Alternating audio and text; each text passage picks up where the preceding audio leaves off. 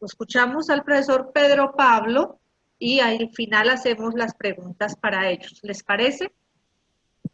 Bueno, entonces, profesor Pedro Pablo, el profesor Pedro Pablo es filósofo, es magíster en gestión pública, fue director del Departamento de Humanidades de la Universidad por varios años y hoy pues nos está acompañando con una ponencia que titula Gobernanza en tiempos de cambio, ruptura y reajuste.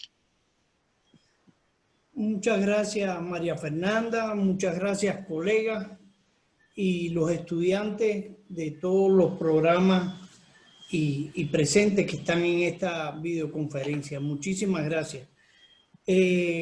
Lo primero que es hacer un profundo cambio para poder dar tiempo a las preguntas, porque no creo que tenga mucho tiempo para exponer.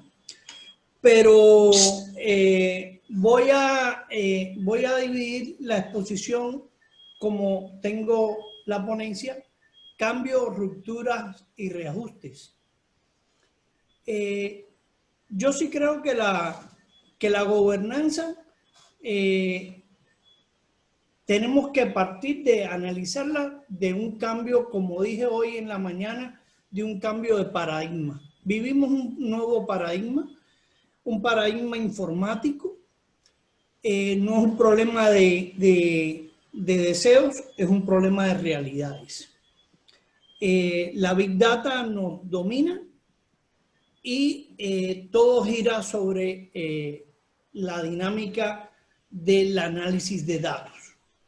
Esto no es un problema de sistema sociopolítico, es un problema global y todos los sistemas, llámense como se llamen, hacen del Big Data un recurso de poder, de dominancia y no de gobernanza. No por gusto los chinos dominan con ventaja el proyecto 5G y no son New York ni son Washington, son Pekín y otras cosas más. Existe hoy en día una nueva cultura de relaciones sociales y esta nueva cultura ha llegado a acentuarse mucho más bajo la lógica de la pandemia. La nueva cultura de relaciones sociales ha significado un desmontaje de todo el entramado en redes que tenía la sociedad. Querrámoslo ver o no, es un hecho. Hoy en día hemos regresado, como diría Platón, a la caverna, hemos regresado a la cueva y todos nosotros hemos tenido que reconstruir nuestras redes sociales, no de redes sociales, sino nuestras redes de relaciones desde nuevas lógicas de socialización. Por otra parte, existe una nueva forma de hacer la política. Y la política, como decía Lenin, es la expresión condensada de la economía.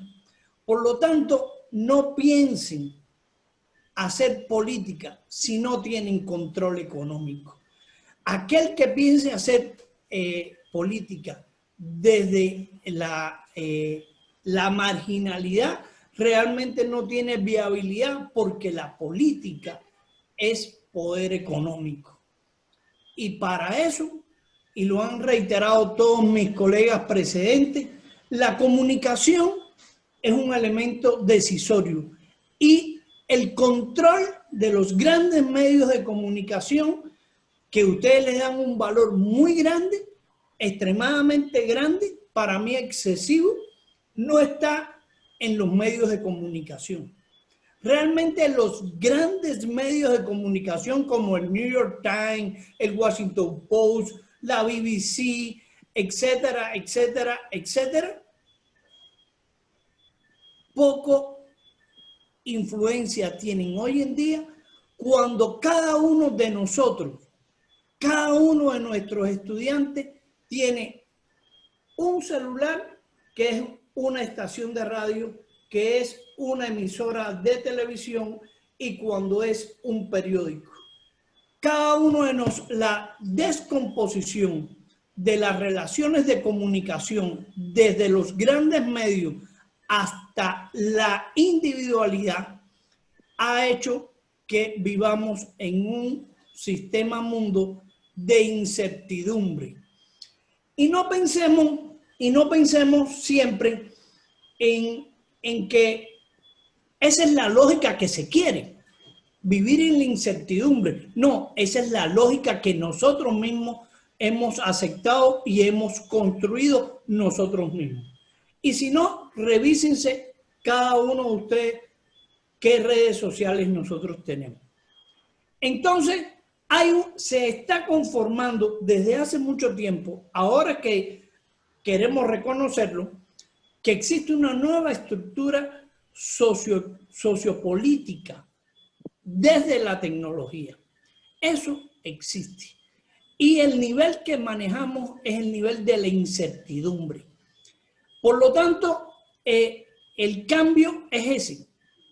La entropía como punto de equilibrio.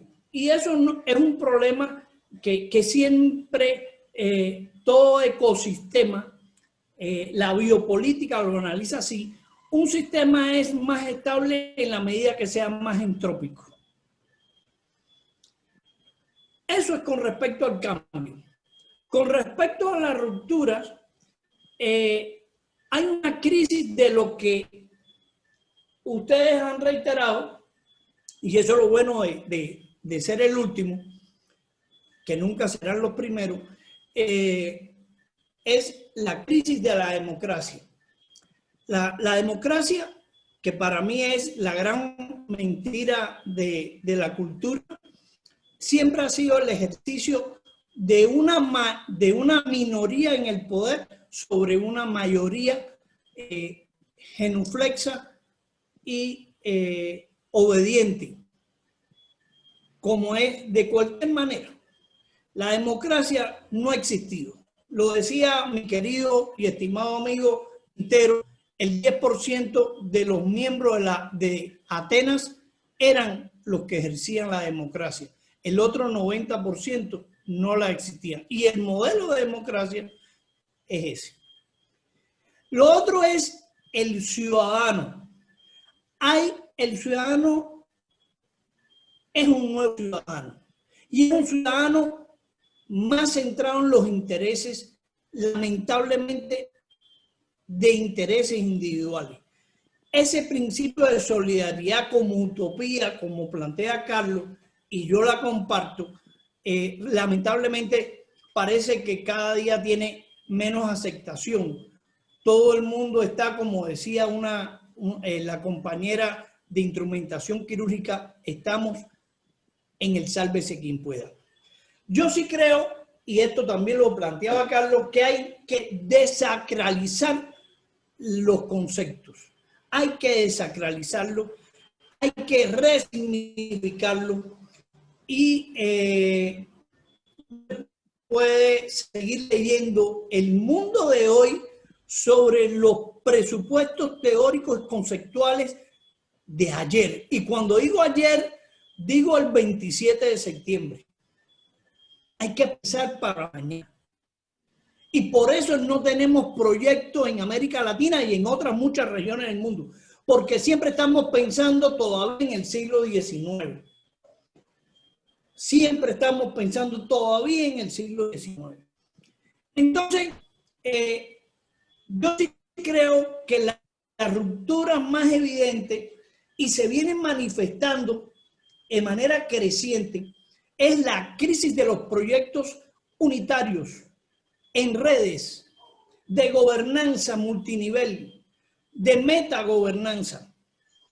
Hay una crisis de esos proyectos y simplemente voy a mencionar el proyecto, aunque parezca eurocentrista, los que me conocen saben que nada lo soy, pero Europa es el ejemplo más claro de esto que voy a decir. El proyecto de la Unión Europea está en crisis política, económica y socialmente. Y ahí están los casos de Cataluña, están los casos del norte de Italia y están los casos de todo Centro Europa. Hay una falta de credibilidad absoluta en los organismos multinacionales, como es la ONU, la propia Organización Mundial de la Salud y los proyectos ya por fuera de Europa están también en crisis, Aquí en América Latina sigue existiendo un CELAC, sigue existiendo una OEA, sigue existiendo un ALBA, pero realmente todo es papel. Esas son las rupturas totales que tenemos a nivel de gobernanza, metagobernanza y gobernanza en redes. ¿Qué reajustes tendríamos? Si no funcionan las redes, si no funciona la metagobernanza, yo creo que realmente lo que vivimos es un proceso de recomposición de la innovación social. ¿Y qué hacer con la innovación social? Bueno, la innovación social es un terreno cuasi virgen en el plano social.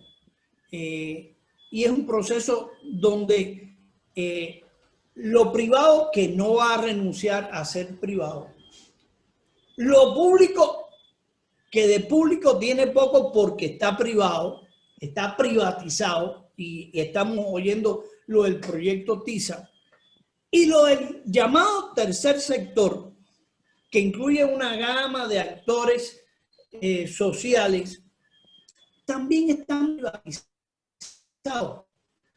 Viven de los proyectos. Y el día que se les acaben los proyectos a las ONG, termina la función social de ellos. Por lo tanto, lo único que quieren es mantenerse mayormente, que las cosas se mantengan así. Y Cali es el ejemplo más claro. Cali hasta hace unos pocos años era la ciudad con mayor cantidad de ONG en América Latina. Y los problemas también me parece son de los mayores. Por lo tanto, yo sí creo que más que hablar de gobernanza, habría que hablar de una gobernabilidad a largo plazo. Una gobernabilidad muy frágil, una gobernabilidad que está siempre al filo del abismo o en el filo de la navaja, porque no solamente, y volveré a citar a Lenin, no solamente basta con que los de arriba quieran seguir dominando a los de abajo, sino que los de abajo sigan estando dispuestos a estar dominados por los de arriba. Esos son los cambios, la ruptura y los reajustes que yo veo, que como se darán cuenta no es nada optimista, pero sí son realistas como tal. Son realistas a partir de lo que estoy viviendo, de lo que estoy compartiendo y de lo que ustedes me han enseñado durante todos estos años.